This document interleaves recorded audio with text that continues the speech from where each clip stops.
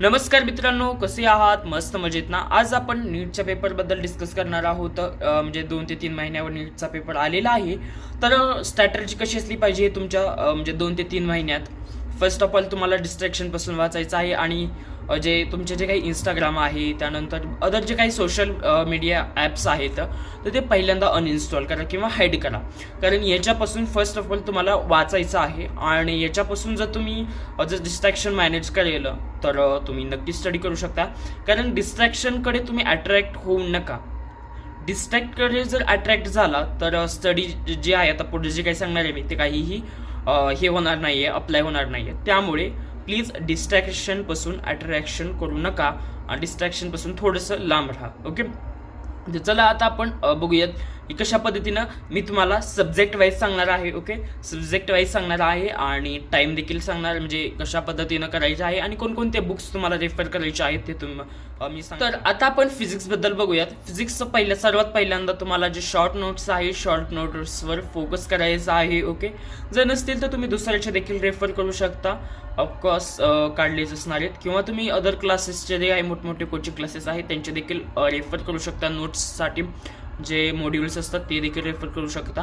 आणि जे न्यूमेरिकल्स आहेत AIR वाले, ओके, PYQ पहिला सोर्स जे 30 इयर म्हणजे जे 36 इयरचे जे हे आहेत PYQ ते सॉल्व करायचे. ते कुठून हे करणार, तर लिंक डिस्क्रिप्शनमध्ये मी दिलेली आहे, तिथून तुम्ही डाउनलोड करू शकता. एक बुक आहे म्हणजे ओसवालचं. सो त्याच्यामध्ये एकदम प्रॉपर पद्धतीनं हे केलेलं आहे, एकदम प्रॉपर पद्धतीनं त्यामध्ये क्वेश्चन्स दिलेले आहेत. त्यानंतर त्याच्यामध्ये माइंड मॅप दिलेला आहे, टॉपिक वाईज माइंड मॅप दिलेला आहे.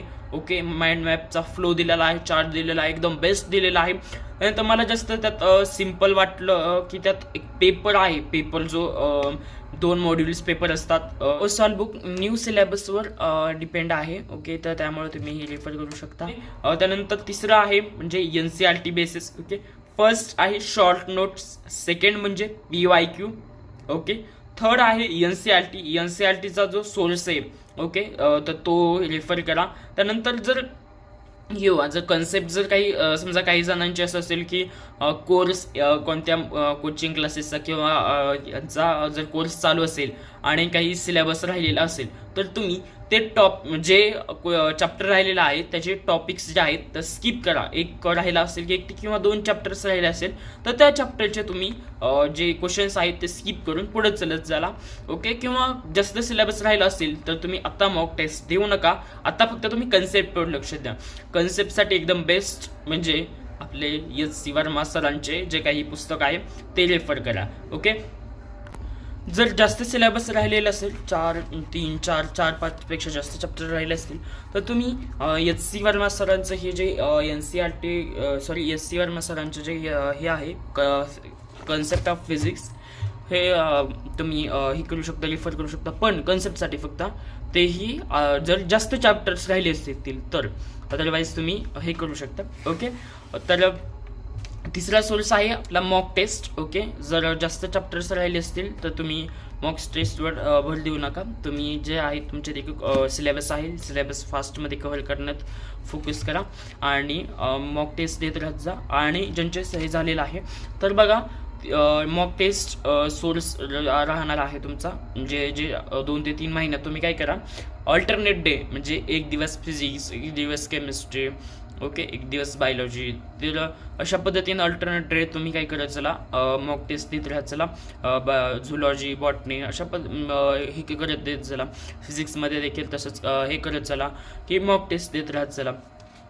तुम्हाला कळेल की म्हणजे आपले जे स्कोर आहे तर ते कशा पद्धतीने, आपला वीकनेस कोणता आहे, वीकनेसचे काय करत चला, एक डायरी करत चला.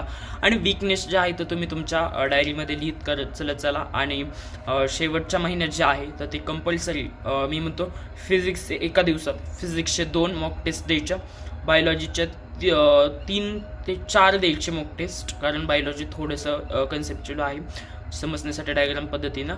आणि केमिस्ट्रीच्या 2 ते 3 देऊ शकता, फिजिक्स 2, केमिस्ट्री 2, बायोलॉजीवर जास्त फोकस करा कारण नीटवाल्यांसाठी बायोलॉजी जास्त इम्पॉर्टंट असते.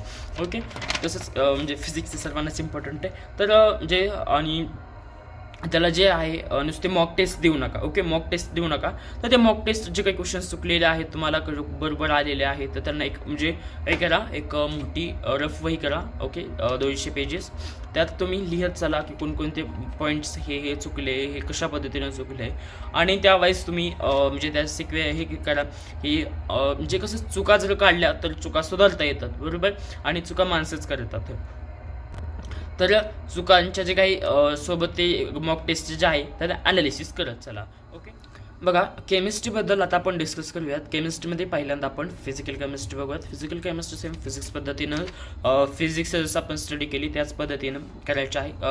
त्यानंतर ऑर्गॅनिक केमिस्ट्री जे आहे, ऑर्गॅनिक केमिस्ट्रीमध्ये पहिल्यांदा तुम्हाला जे रिॲक्शन्स आहेत त्या रिॲक्शनच्या चार्ट नेम रिॲक्शन वगैरे असतील तर त्याचे चार्ट्स बनवायचे आहे आणि रोज 15 मिनटं तुम्हाला ते काय करायचं आहे, रिवाईज करायचं आहे. रोज 15 मिनटं ते बघायचं आहे किंवा जिथं तुम्ही बसता किंवा जिथं तुम्ही अभ्यास करता तिथे तो फ्लो चार्ट, मोठा चार्ट बनवायचा आहे बढिया आणि तिथे लावायचा आहे आणि तुम्ही रोज त्याचे आहे चार्ट्स जो आहे तो बघत चाला. ओके, त्यानंतर ऑर्गॅनिक झालं, फिजिकल झालं. त्यानंतर आता आपण हे बघूयात इनऑर्गॅनिक केमिस्ट्री आणि बायोलॉजी हे सेमच स्ट्रॅटर्जी राहील कारण दोन्हीही थेरॉटिकल सब्जेक्ट आहेत, थेरॉटिकल आहेत. तर इनऑर्गॅनिक केमिस्ट्रीला आणि ऑर्गॅनिक केमिस्ट्रीला काय करा, ज्यावेळेस तुम्ही ऑर्गॅनिक केमिस्ट्रीचे मॉक टेस्ट देताल त्यावेळेस त्याची प्रॅक्टिस करा इनऑर्गॅनिकची, आणि ज्यावेळेस इनऑर्गॅनिकची हे करत जाताल अल्टरनेट डे तुम्ही करू शकता. ओके, अल्टरनेट एक दिवस मॉक टेस्ट द्या, हे करा. आणि इनऑर्गॅनिक आणि बायोलॉजीमध्ये सेम स्ट्रॅटर्जी राहणार आहे.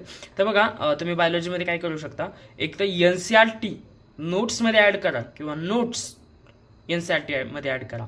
म्हणजे मी बघा तर मी काय करतो, माझं जे बेस्ट एक हे आहे की फेवरेट म्हणजे नोट्समध्ये NCERT ॲड करायची, म्हणजे कसं सिक्वेन्स वाईज हे होईल. आणि NCERT जे काही वाचताना तुम्ही काय करा, हायलायटरने रीड करा किंवा म्हणजे एक्झामच्या 2-3 दिवस अगोदर कसं म्हणजे ते हायलायटरने पॉईंट वाचले तरी चालतील अशा पद्धतीनं हे करा. ओके, तर हायलाईट सगळं टॉपिक करायचे ना, जे इम्पॉर्टंट टॉपिक्स आहेत, इम्पॉर्टंट वर्ड्स आहेत ते हे करा. ओके, केमिस्ट्रीमध्ये आणि बायोलॉजीमध्ये तर काही स्टेटमेंट जे आहेत इम्पॉर्टंट आणि इम्पॉर्टंट डायग्राम आहेत तर त्या स्टिक करत चला. ओके, आणि मॉक टेस्ट बायोलॉजीची देखील त्याच पद्धतीने आहे जसं आपण फिजिक्समध्ये बघितलं होतं, ॲनालिसिस करणे वगैरे. ओके, तर बायोलॉजीचे क्वेश्चन तुम्ही एक क्वेश्चनमध्ये 4 ते 5 मिनटं जर फसायला लागलात तर सोडून द्या आणि जे AIR वाले क्वेश्चन आहेत ते सोडवा. आणि I refer to the NCERT exercise. So NCERT exercise is a better than, तर बेटर आहे तर ते तुम्ही बघू शकता NCERTचे जे काही म्हणजे एक्सरसाइज आहेत तर ते.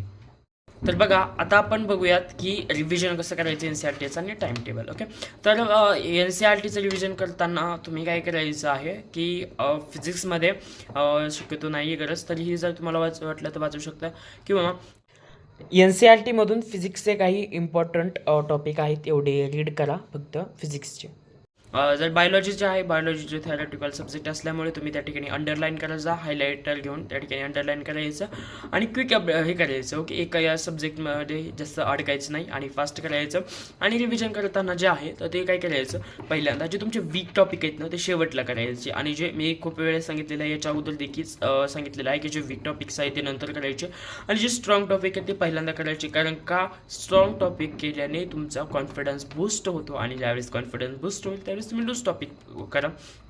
ओके, आणि क्वेश्चनचं जर बघितलं आपण, क्वेश्चन म्हणजे टाईम मॅनेजमेंट करायचं.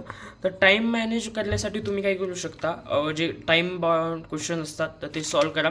त्यांनी टाईम लावून जर 10 क्वेश्चन्स असतील तर हे करा, टाईम लावून करा. जर 100 क्वेश्चन्स असतील तर टाईम लावून करा, पण करा. ओके, तर टाईम कसं करायचं म्हणजे हे करायचं, एक अलार्म, एक स्मार्ट वॉच असतो तर टाईम लावायचं की तुम्ही इतक्या याच्यात आपण एवढे क्वेश्चन सॉल्व करायचे. जर नाही झालं तर ते एखादं जर IMP क्वेश्चन असेल तर करा, बाकी ते काय असेल तर सोडून द्या, सोडून नका काहीच देऊ पण तरीही करा. ओके, तर नंतर हे काय करा, एखादा समजा फिजिक्स घेतला, फिजिक्सचे 4 चॅप्टर करा आणि एका चॅप्टरची तुम्ही मॉक टेस्ट द्या. ओके, फिजिक्सचे, केमिस्ट्रीचे तसेच आणि बायोलॉजीचे ही त्याच पद्धतीनं आहे. ओके, तर बघा आता तुम्ही काही जणांना पेपरच्या अगोदर भीती वाटते. ऑफकोर्स मलाही भीती वाटते. पेपर जर आला तर सर्वांनाच भीती वाटते कारण पेपर म्हणजे ज्यावेळेस हे होतं पेपर कसा जाईल कसा नाही हे प्रत्येकालाच काळजी वाटते, भीती वाटते. तर घाबरण्याची काही गरज नाही आहे. अभ्यास केला असेल, स्वतःवर विश्वास ठेवलेला असेल, स्वतःवर विश्वास ठेवा, तुम्ही नक्की फोडताल पेपर. ओके, बेस्ट ऑफ लक तुमच्या पेपरसाठी. अभ्यास करत राहा आणि तुम्हाला कोणत्या ट्रिक आणि टिप्स हव्यात त्या कमेंट बॉक्समध्ये नक्की सांगा. ओके, धन्यवाद.